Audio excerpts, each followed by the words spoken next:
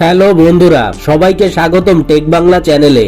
আজকে দেখাবো কিভাবে খুব সহজে বিকাশ থেকে রকেটে টাকা ট্রান্সফার করবেন অথবা এম ক্যাশে টাকা পাঠাতে পারবেন। ওকে, তো চলুন ভিডিওটি শুরু করা যাক। কাজটি করার জন্য প্রথমে আপনার মোবাইল থেকে বিকাশ অ্যাকাউন্টে চলে আসবেন। আপনাদের সামনে এরকম একটি ইন্টারফেস ওপেন হবে। এখান থেকে আপনি স্ক্রল করে নিচের দিকে চলে আসবেন। নিচের দিকে আসার পর এখান থেকে অন্যান্য সেবা এই অপশনটা দেখতে পারবেন।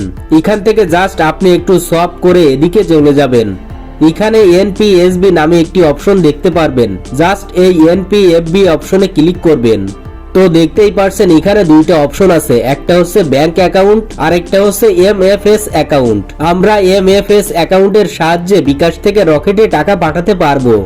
আর যদি ব্যাংক অ্যাকাউন্ট এখানে ক্লিক দেয়, এখানে 23টা ব্যাংক দেখাচ্ছে। এখান থেকে সরাসরি ব্যাংক অ্যাকাউন্ট যুক্ত করতে পারবো, মানে সরাসরি টাকাটা বিকাশ থেকে আমরা ব্যাংকে পাঠাতে পারবো। আজকে আমরা শুধু বিকাশের মাধ্যমে টাকাটা রকেট অ্যাকাউন্টে পাঠানোর প্রসেসটা দেখাবো। আপনি যদি চ্যানেলে নতুন হয়ে থাকেন তাহলে চ্যানেলটি সাবস্ক্রাইব করে চ্যানেলের সঙ্গে থাকুন। আশা করছি ভিডিওটা প্রথম থেকে শেষ পর্যন্ত দেখলে আপনিও খুব সহজেই কাজটি করতে পারবেন। সো এমএফএস অ্যাকাউন্ট এখানে ক্লিক করব। তারপর এমএফএস অ্যাকাউন্ট যোগ করুন, এখানে ক্লিক করব। ক্লিক করার পর দুইটা অপশন রয়েছে, একটা হচ্ছে রকেট আরেকটা হচ্ছে ইসলামী ব্যাংকের এম ক্যাশ। ঠিক রকেট অ্যাকাউন্টে যে সিস্টেমে টাকাটা পাঠাবো সেম সিস্টেমে ইসলামী ব্যাংকের এম ক্যাশ অ্যাকাউন্টে একইভাবে টাকা পাঠাতে পারবেন। সো আমি কাজটি রকেটের মাধ্যমে করে দেখাচ্ছি।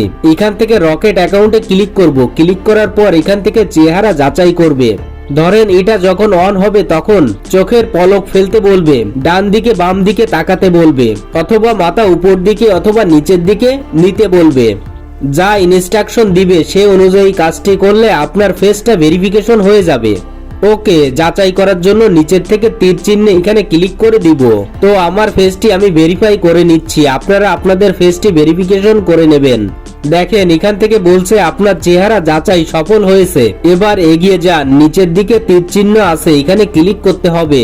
এবারে এমএফএস অ্যাকাউন্ট যোগ করতে বলছে, অর্থাৎ আপনার রকেট অ্যাকাউন্টে যে ফোন নম্বর দিয়ে খোলা হয়েছে সেই নাম্বারটা এখানে দিতে হবে। ওকে, আমি দিয়ে দিচ্ছি। এবার এখান থেকে একটা টাইটেল দিবেন, অর্থাৎ এই অ্যাকাউন্ট কার নামে খোলা হয়েছে সেই অ্যাকাউন্টের নামটা আপনি দিয়ে দেবেন। আমি নামটা দিয়ে দিলাম। এবার নিচে একটা অপশন আছে এগিয়ে যান, এখানে ক্লিক করতে হবে। এবার এখানে আপনার বিকাশ অ্যাকাউন্টের পিন নম্বর দিতে হবে। আমি জাস্ট বিকাশ অ্যাকাউন্টের পিন নম্বরটা দিয়ে দিচ্ছি। পিন নম্বরটা দেওয়ার পর এখানে নিচের দিকে চেপে ধরে রাখতে হবে। দেখেন এখান থেকে দেখাচ্ছে এমএফএস অ্যাকাউন্ট সফল হয়েছে। এখান থেকে আমাদের কাজটা কিন্তু শেষ। এখন হোম পেজ থেকে আবারও এনপিএসবি এই অপশনে ক্লিক করব। ক্লিক করার পর এখান থেকে এমএফএস অ্যাকাউন্টে ক্লিক করব। এরকম একটি ইন্টারফেস ওপেন হবে।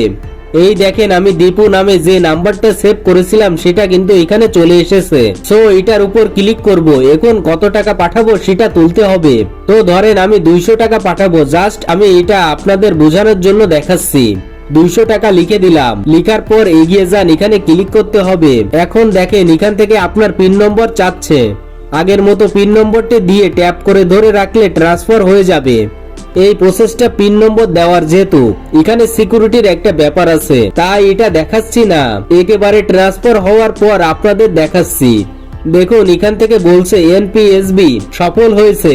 ওকে, এই হচ্ছে মূলত বিষয়। এভাবেই আপনি সরাসরি বিকাশ থেকে রকেটে টাকা পাঠাতে পারবেন। আবার হচ্ছে আপনারা এম ক্যাশেও টাকা পাঠাতে পারবেন। পরবর্তীতে হয়তো নগদ অ্যাড হবে বা আরো যত মোবাইল ব্যাংকিং গুলো আছে সবগুলো আস্তে আস্তে অ্যাড হবে। আশা করছি আমি আপনাদের ভালোভাবে বোঝাতে পেরেছি। তো ভিডিওটি এখানেই শেষ করছি। ভিডিওটি ভালো লাগলে লাইক, কমেন্ট ও শেয়ার করে টেক বাংলা চ্যানেলের সঙ্গে থাকুন। ধন্যবাদ।